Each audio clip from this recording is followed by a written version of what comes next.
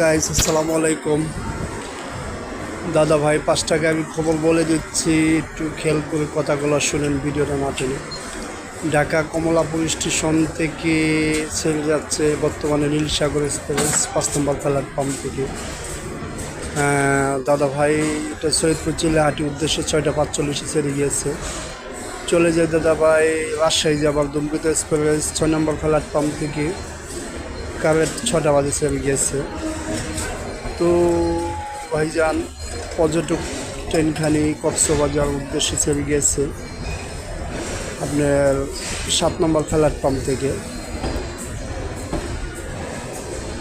সোনার বাংলা এক্সপ্রেস 2 নম্বর প্ল্যাটফর্ম থেকে ছেড়ে যাবে কক্সবাজার উদ্দেশ্যে।